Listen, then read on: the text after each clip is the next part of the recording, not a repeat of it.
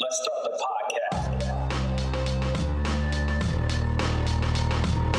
Your average fight fan.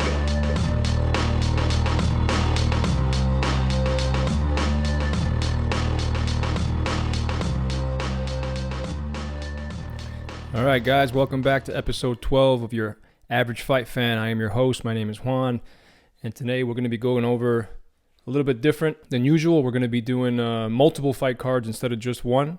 We're going to be finishing off the month of September, going into the month of October, and going through the events leading up to the end of October. We're going to be doing this Saturday, which is UFC Fight Night, Michelle Waterson versus Angela Hill. Next Saturday, September 19th, UFC Fight Night, Colby Covington versus Tyron Woodley. Saturday, September 26th, which is UFC 253. That's going to be Israel Adesanya versus Paulo Costa for the middleweight title. We're going to be going into October for the October 3rd event, UFC Fight Night, Holm versus Irene Aldana. We're also going to be doing October 17th, UFC Fight Night, Brian Ortega versus Korean Zombie. And lastly, Saturday, October 24th will be UFC 254, Khabib Nurmagomedov versus Justin Gaethje for the lightweight title. So without further ado, let's get right into it. Let's start with September 12th, which depending on when you're listening to this card may be about to start because I am recording this on Saturday, September 12th, or it may even have taken place already depending on when you're listening to it. So on paper, this might be the worst card the UFC has ever put together. Not to any fault of their own. Some of the fights were forced to be canceled due to different reasons, one of them being COVID. But the casual fan, due to all this stuff and what this card has become, the casual fan will look through this card, the entire thing, and recognize maybe a handful of fighters. The main event being Michelle Waterson versus Angela Hill in a strawweight bout, which is 115 pounds. While both girls are very tough, and they are getting better with every fight, as well as being champions outside of other organizations, neither one of these girls will be a champion, in my opinion, at least not at this stage in their careers and in the UFC. With that being said, Waterson was the atomweight champion, which is 105 pounds. That was an Invicta. And Angela Hill was the Invicta strawweight champion, which of course we know is 115 pounds. But, with the UFC arguably having the best male and female competition, both girls have struggled a little bit since joining the UFC. I think Hill has struggled the most out of both of these girls. She even had to be released from the UFC and literally having to fight her way back after becoming the, like I said, strawweight champion in Invicta. Michelle Waterson goes by the Karate Hottie for obvious reasons. She's an absolute cutie pie. She's coming into this fight ranked at number 8 with a record of 17-8 losses. Angela Overhill Kill coming in at ranked at number 13 with a record of 12-8. She's looking to break into the top 10 with a win over here. Both of these girls are coming off a loss in their last fight, so getting that W is a top priority for both fighters. Other than both of these girls, which should put on a good scrap, the only other fight that I'm kind of really interested in and looking forward to is Bobby Green against Alan Patrick. Reason being, I always enjoy a good Bobby Green brawl. This guy is fun to watch. He talks a lot of shit, and most of the time he backs it up. Like I said, other than the main event, really there's only one other fight on this card that I'm really interested in. Bobby Green is unranked currently. He comes in with a record of 26-10. He's facing Alan Patrick, like I said, who's also unranked with a record of 15-2. Should be entertaining, like I said. Bobby Green is he's a good fighter. He likes to brawl, likes to keep it standing, although he is good on the ground as well. And Alan Patrick, same thing. Good fighter, fun to watch. So, like I said, other than that, there's not much going on in the rest of this card. So I'm just going to skip the entire card. You guys let me know what you think after watching it, if you watch it. Of course, like I said, I'm going to watch Bobby Green versus Alan Patrick, and I'm going to watch, of course, the main event like I do for every single card. Even if I don't have a chance to watch the entire card, which I'd like to, I will never miss a main event. Like I said, you guys let me know what you think.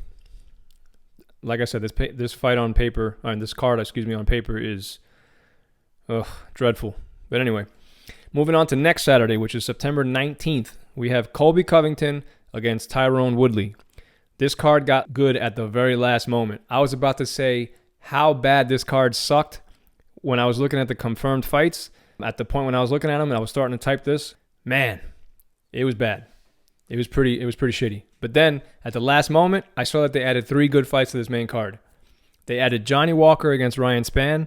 They added Khamzat Chimaev versus Gerald Meerschaert, and they added Cowboy Cerrone against Nick Price, which is going to be the main event for this card. The addition of these 3 fights makes this card a must-watch. I don't know if you know who Johnny Walker is, but if you don't, you should definitely look this guy up, and you need to know who this guy is. Johnny Walker is a ferocious puncher who was on an absolute tear, knocking out everybody, including 3 knockouts in a row. One of them was by elbow at a minute 57 seconds of round 1. Another one was a spinning back fist knockout in 15 seconds of round 1. And then he got a 3rd knockout in a row, this one by flying knee in 36 seconds of round 1. Obviously, people love knockouts no matter how they come, but if you got 3 back-to-back-to-back first-round knockouts, that's awesome, impressive, and fun to watch, which is why this guy, like I said, ferocious puncher, huge guy, awesome guy, fun to watch. But after his last KO win, he did some weird victory celebration where he's standing upright, he salutes, like if he's saluting the soldiers or armed forces, and then he kind of falls flat on his chest. The bad part is he didn't land on his chest. He landed wrong and tore all the ligaments in his right shoulder.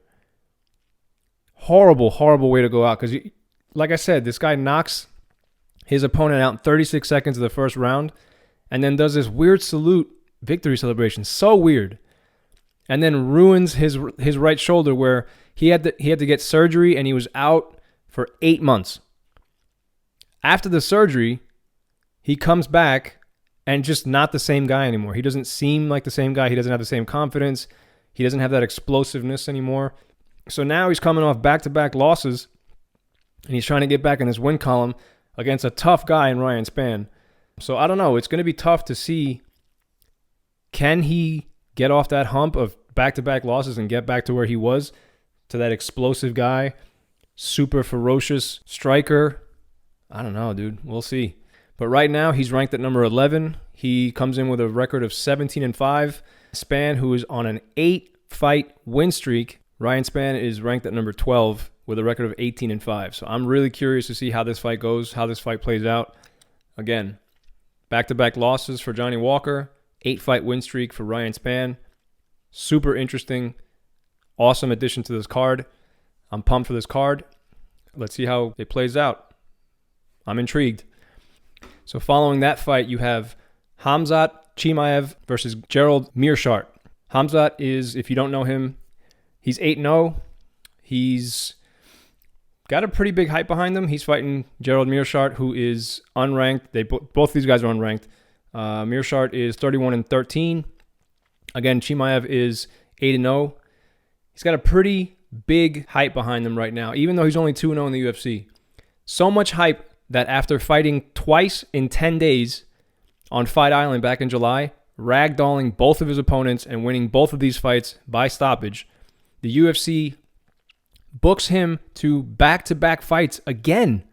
The first time it wasn't even scheduled. It was just he was scheduled for a fight, and then since somebody fell out of a fight 10 days later, he just jumped in and did it. So he fought twice in 10 days. But now they actually booked him for back-to-back fights. Dana said that he likes the mentality of wanting to stay active and accepting a fight that comes your way anytime.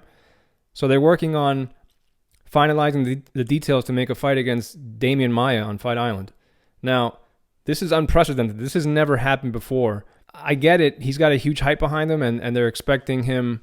Has anyone considered the fact that Meerschaert is a good fighter? Gerald Meerschaert is a good fighter. Nobody's considered that? I guess not. They're expecting Chimaev to win this fight and just move on to the next one. And listen, while I don't disagree with that, that's not usually how things work in combat sports. Upsets are not uncommon in this sport. They happen all the time.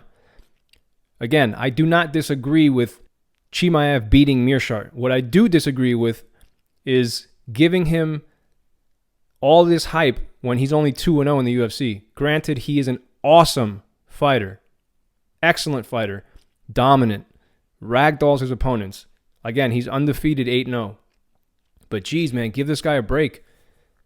Let him fight Meerschaert, and then if he wins, book him, or don't announce it if you're working on it. Don't announce it. Just say, yeah, we're focusing on Meerschaert. We'll see what happens after that. And in the background, if you want to work on the details with Damian Maia, that's one thing. But geez. Anyway, so like I said, they're expecting him to win this fight and just move on to the next one.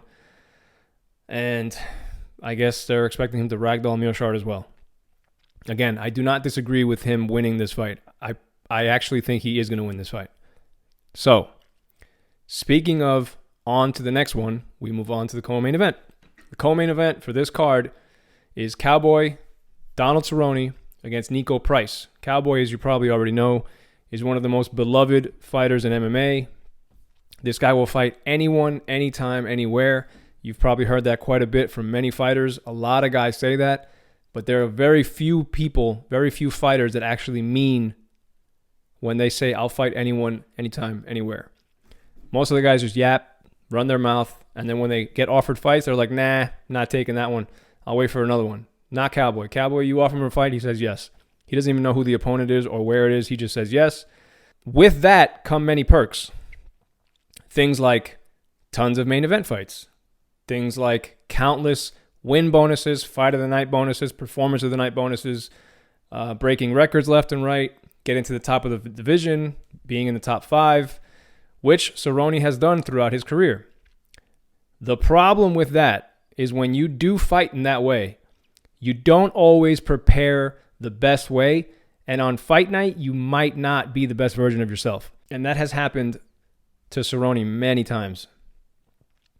Case in point, his record dating back from January of 2017 until now is 4 wins and 8 losses.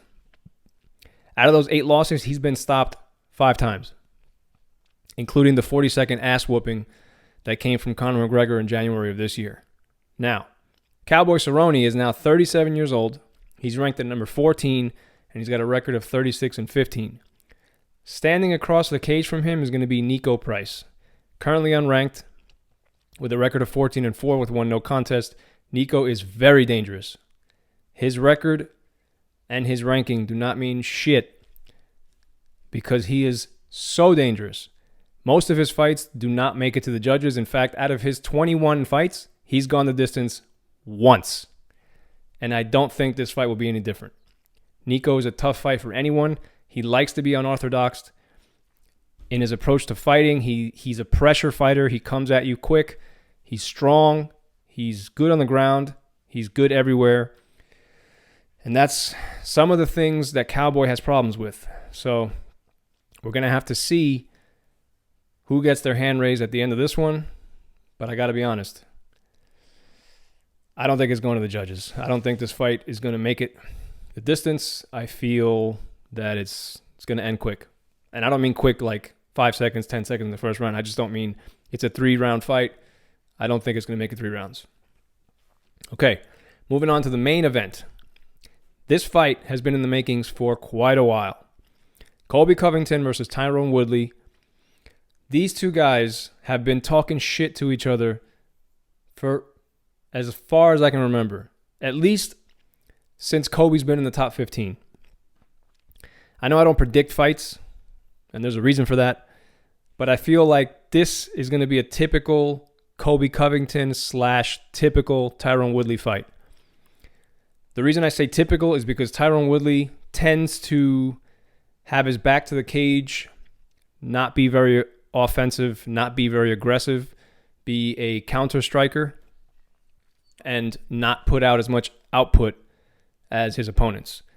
And Colby is a pressure fighter who likes to, again, pressure people against the cage, have more output than his opponents, cardio for days, and he usually wins by decision. That's how his fights usually go.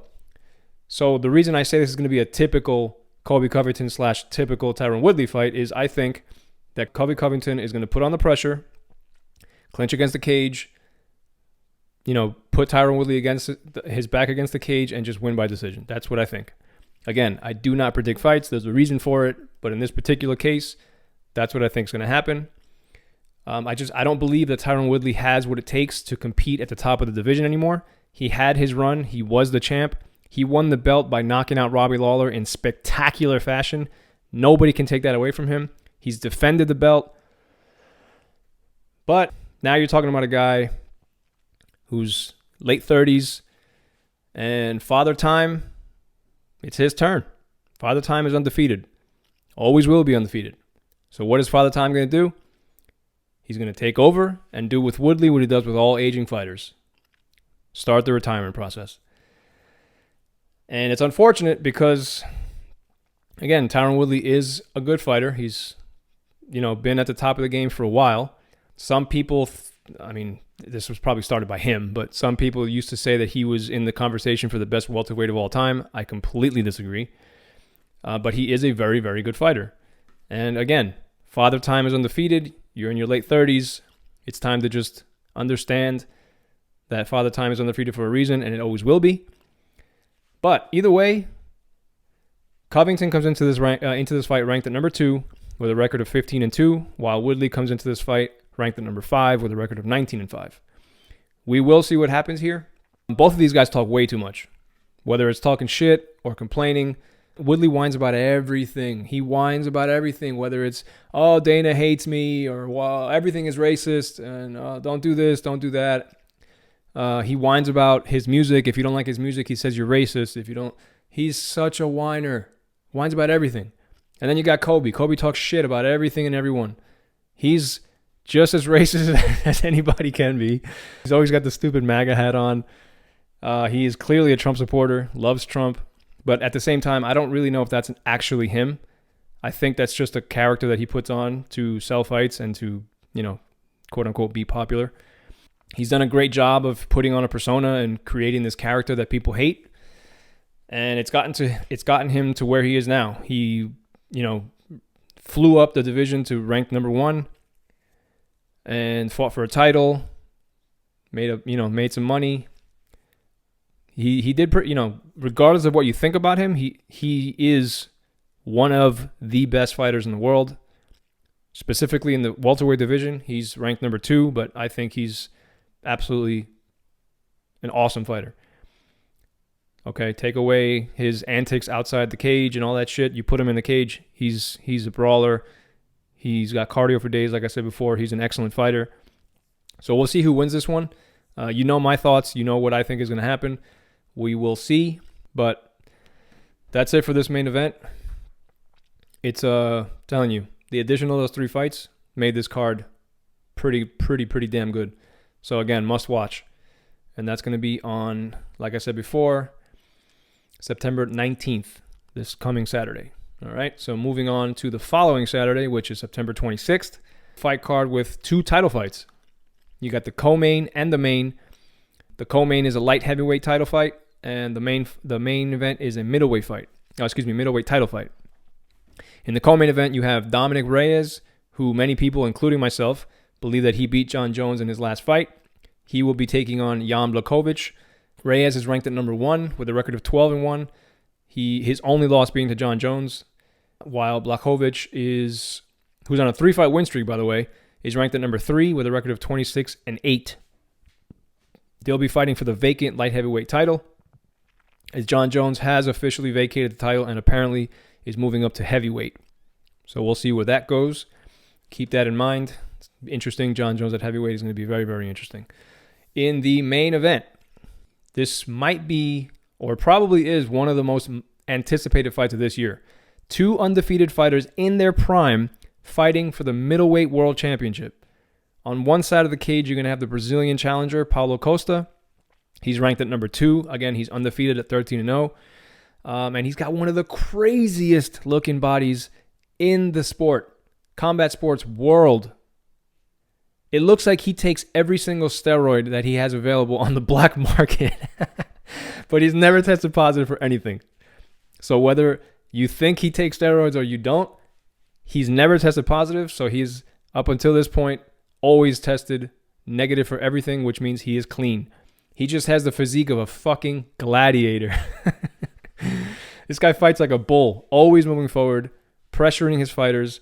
11 of his 13 wins have come by knockout. This guy's a beast, absolute monster.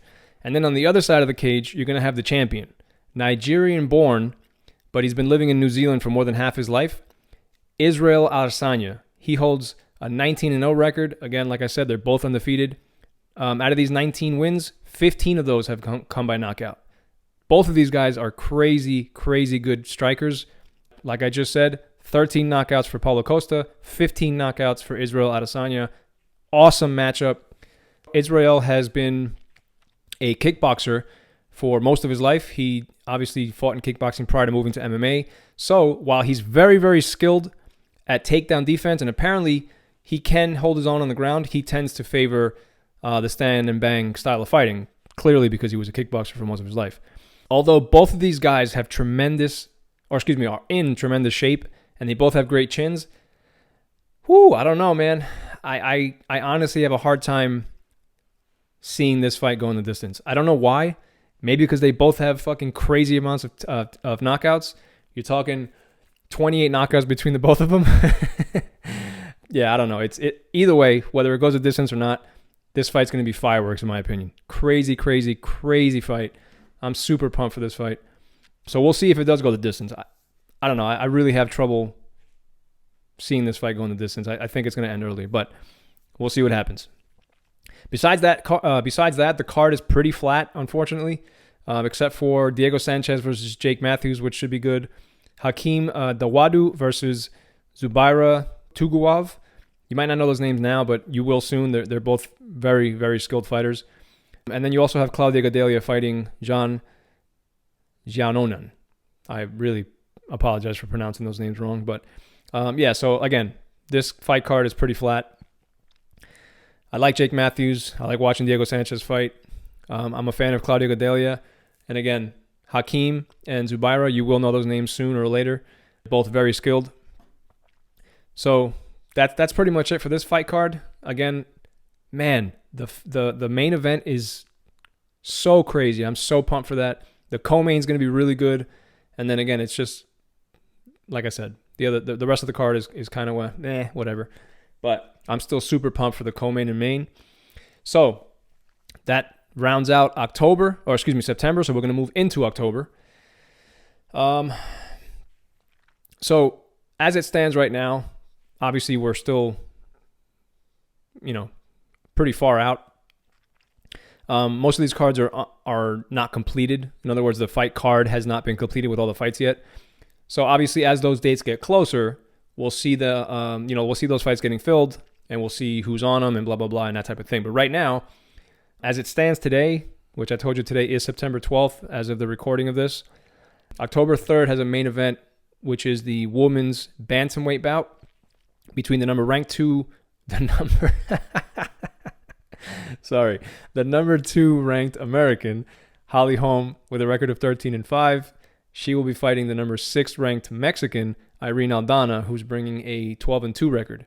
This fight was actually postponed due to Aldana being tested positive for COVID, which is crazy. So it does happen, Even the biggest fight organization in the world, who's super, super safe about all this stuff, creates their own bubbles for everything. Sometimes things happen. And in this case, Irene Aldana tested positive for COVID. So she was clearly forced to, obviously drop out of this fight. So they postponed it. So now, again, on October 3rd, they will be fighting at this main event. Holly Holm is now 38 years old. She's still fighting at a high level. She's been the champion. She fought for titles in 2 different weight classes. She's only lost to the very, very best. She's still, at 38 years old, a top contender. Obviously, like I said, she's ranked at number 2.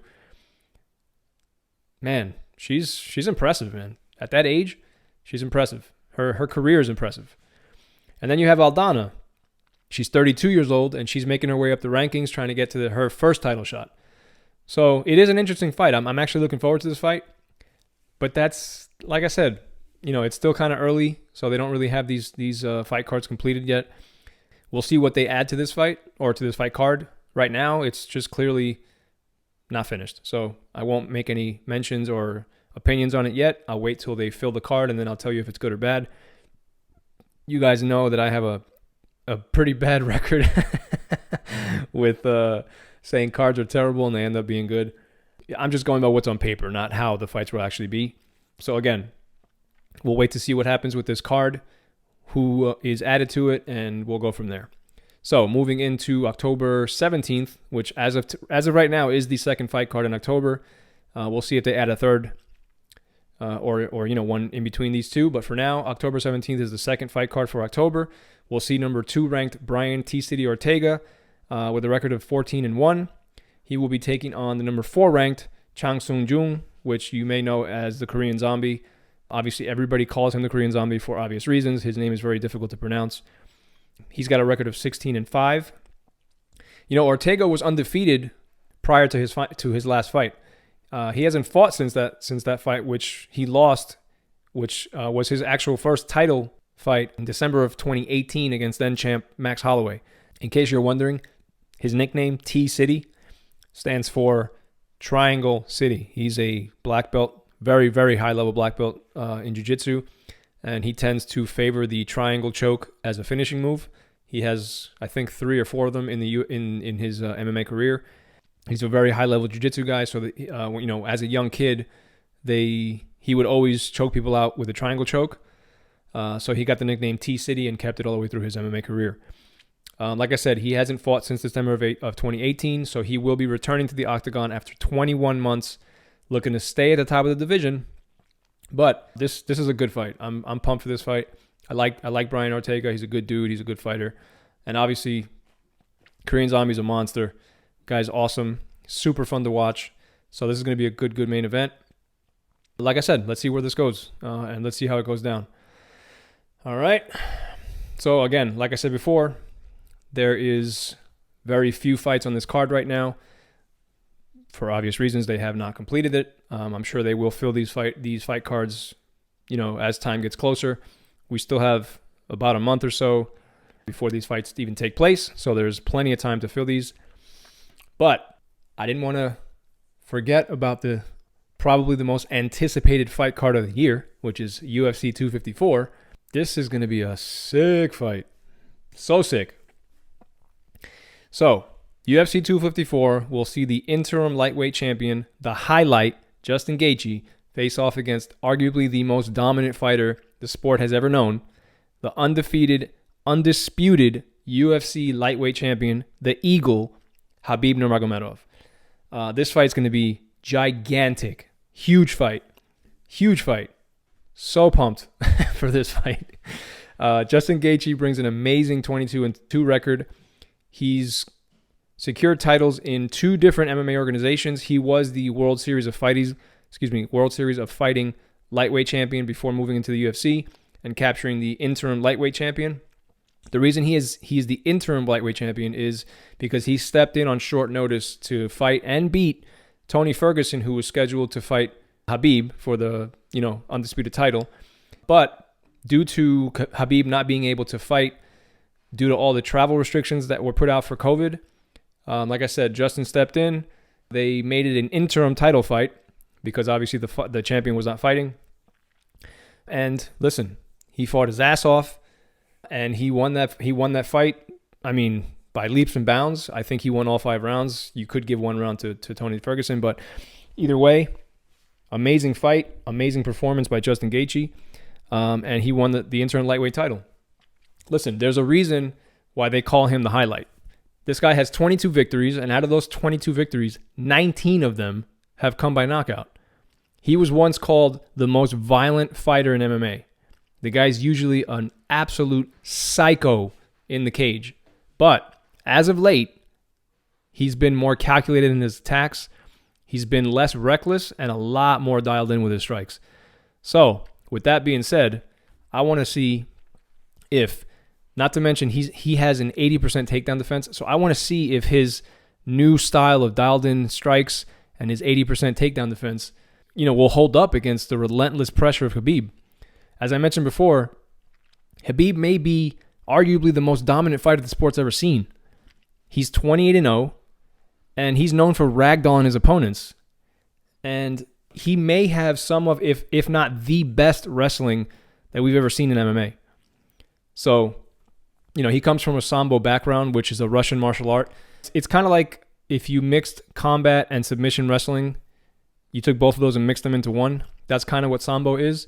This is a man he broke the record for takedowns in a single fight in 2013 by securing 21 takedowns in a 3-round fight. Let me make sure you heard that right. 3-round fight, 21 takedowns in the single fight. This man has won every single round of his MMA career. Khabib, up until this point, does not know what defeat is in any capacity. Now, with that said, since the age of 4, he's been training with his father. He's now 31 years old, okay? For the better part of his entire life, he's been training with his father. On July 3rd, 2020, it was announced that Khabib's father and best friend, Abdulmanap Nurmagomedov, passed away at the age of 57 due to complications from the coronavirus, causing him to suffer 2 back-to-back strokes. I really hope that Abdulmanap can rest in peace. It obviously was a very tragic event, especially since they were so close. So much so that even though he's made tons of money, has become world famous, and is now one of the most popular fighters on the globe, Khabib, his wife, and their 3 children chose to live in the same house with his parents. So for the first time in his life, Nurmagomedov will have an entire training camp as well as a championship fight without his father at his side. Also, Khabib's training camps are always split between his own gym in Dagestan and AKA in California. This time, he will not be able to join his team in AKA. Instead, he's moving his camp to Abu Dhabi, which is where the fight will take place. So, these facts pose a giant question. Can Khabib put all of these emotions aside from recently losing his father, as well as putting a training camp together in a completely new location without all of his usual training partners, and still be the same relentless fighter that we've become accustomed to watching every time he steps in the cage?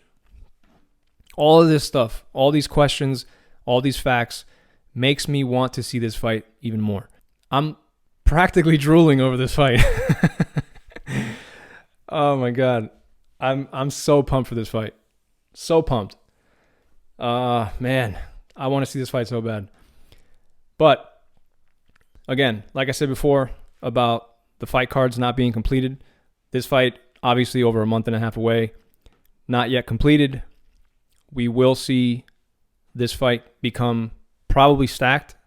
There's some, rumors around that Dustin Poirier will fight Tony Ferguson on this fight. On this card. There's rumors that Conor McGregor might join this fight card. I doubt that, but I think that it will be a stacked card, and I'm looking forward to what fights are being added to it. We will see. We'll see what happens. But this is going to be a sick fight. I'm so pumped for this fight. Like I said before, Justin Gaethje is an absolute monster. This guy is a super beast. They call him the highlight for a reason. And then you got Khabib, one of, if not the most dominant fighters the sport has ever seen. Undefeated, undisputed champion. Never lost a round. Just unbelievable. Unbelievable talent, unbelievable determination, unbelievable skill. This is going to be a sick fight. So pumped for this fight. I want to thank you guys for listening and sticking with me. If you're listening to this on a podcast, check me out on YouTube. If this is your first episode and this is the first time you're hearing me, please subscribe to the channel if you want to hear more. I upload weekly podcasts to keep you up to date with all the fights. If you like the content and you want to hear more, on whichever platform you're listening to, just hit that subscribe button. If you can, please like, comment, and share with your friends. It really does help out a ton. The more people that listen, the more it helps the channel grow, and it helps me put together higher quality content for you guys. Also, listen, if you have any suggestions, please put them in the comments. I will take any suggestions, criticism, constructive or otherwise. I want to know what you guys like. I want to know what you guys dislike.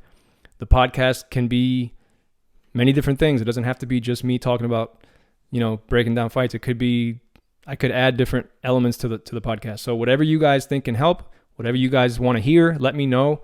I will take it into consideration. You can find me on social media. I will put all the links in the description below the like button. That will include the other formats where you can listen to this. Thanks again for your support. As always, I am Juan, and this is your Average Fight Fan. Stay safe out there, and good night. Your Average Fight Fan.